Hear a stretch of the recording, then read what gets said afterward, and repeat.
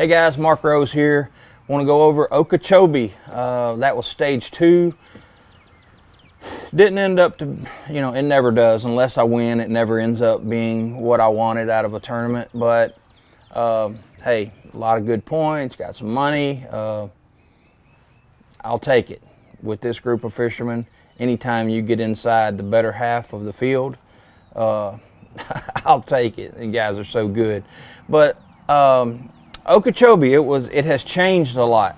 I've been fishing Okeechobee for 21 years of my career. One of my first tournaments ever was right down there at Roland Martin's Marina, and it was an eye-opener. Big lake. It has changed over the years. The hurricanes, the droughts, the floods, all that stuff changes Lake Okeechobee. And this year, I expected a lot of things to be different when I got there, and then I was even more surprised. The lake is stained in a lot of areas. You no longer have that hard line on the outside, which filters a lot of that water in the back. The Monkey Box, Moonshine, North Shore, East Wall, Dice Ditch, all those areas are where tournaments typically are won. The bulk of the weight comes from there. It didn't let down this year. The tournament was won on kind of not really an off-the-wall spot. Jacob found a spot right near Tin House and that upper north. I'm not exactly sure where it was, but it was somewhere up there in between, say, Tin House and the river, in that Buckhead Ridge type area. So that was one of the few times where kind of went against the grain of it being won in one of those. But the bulk of the weight was in those typical areas. And I got there, learned real quick that I had to find some clear water. They bed from November to March on Lake Okeechobee. So I knew there was gonna be some fish bedding, and that's always what you look for, especially on one of these deals, Major League Fishing event, where you can pull up to an area where a lot of bucks move in and just catch 2-pounder after 2-pounder, just like we saw Jacob do on that final championship day. He got in an area where they were coming, and man, he blistered them, and even caught some big ones in there. But that's what I knew I had to look for. It was hard to find. I did find a couple. I just rode the entire lake basically and looked for that clean water, found 2 or 3 areas. I camped out in them the first day, and they're just getting a lot of pressure, a lot of guide boats, a lot of local pressure was in there. And I didn't catch them real good, but I was sitting, in striking distance, inside of the cut, well within striking distance to make the championship round.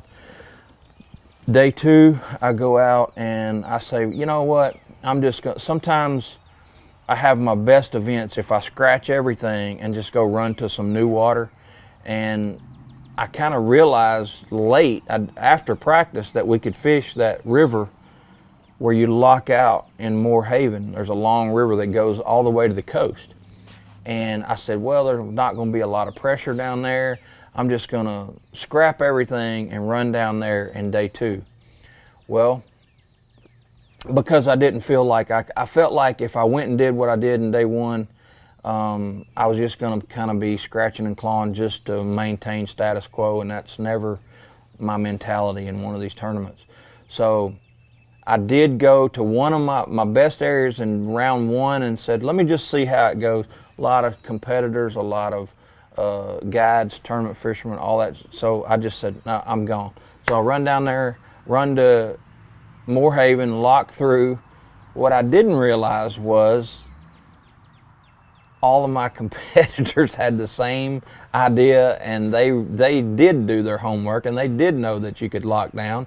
And so I went down there, and I have fished down there in the past. Used to, I would go to Okeechobee and actually break in my boat down there because it would be my first tournament. I'd pick up my boat and then I'd go straight to Okeechobee because everybody knows I crappie fish all winter. I don't do any bass fishing. So I'm not even thinking about tournament fishing until I go to Lake Okeechobee. And that's where I'd go break in my boat. Well, I have learned some areas down there over the years that I had a lot of confidence in. So I go down there, start running into the guys that are doing good in the tournament. So I'm behind the 8 ball on that deal.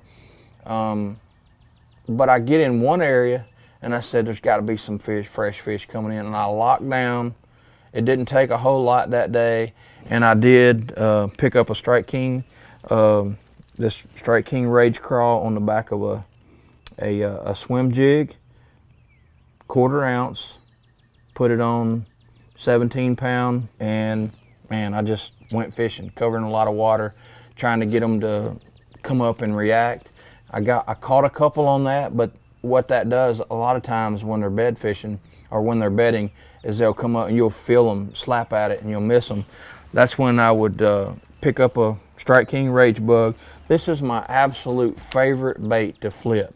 It's my favorite bait to bed fish with. Anytime, fish boat docks, all that. I just catch so many fish on a Strike King Rage Bug. I fish it with a 4/0 Mustad KBD wide gap grip pin hook. The reason I like the grip pin is because of that right there. You can't pull it off, it stays up there. But a 4/0 hook, it's so efficient. I've caught so many fish on this setup.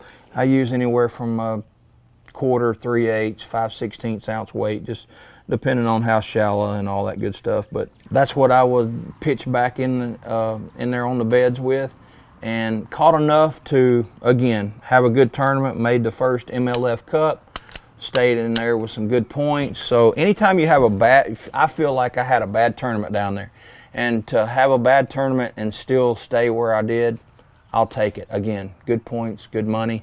If I had it to do all over again, I would have read my rules, for one, and saw that I could go down in that river, and I might have started down there and built up a big enough lead to where it didn't take as much weight the second day, and possibly had a much better tournament. But I probably spent that time at home crappie fishing and not reading rules, so I didn't know, and there you have it. I'll take what I got. But thank the good Lord for a good finish. I'm blessed, man, to have made that first cup with this bunch. I'll take it. To have 2 tournaments where I feel like I feel like they were bad, and to finish where I did. God's good. We're going to try to finish stage 3, which is at Lake Fork, and then Raleigh in stage 4, and try to make that next cup. Continue the roll, maybe even pick it up just a little bit. So thank you guys for following, and we're going to go on, see if we can't make something better happen in stage 3. God bless you.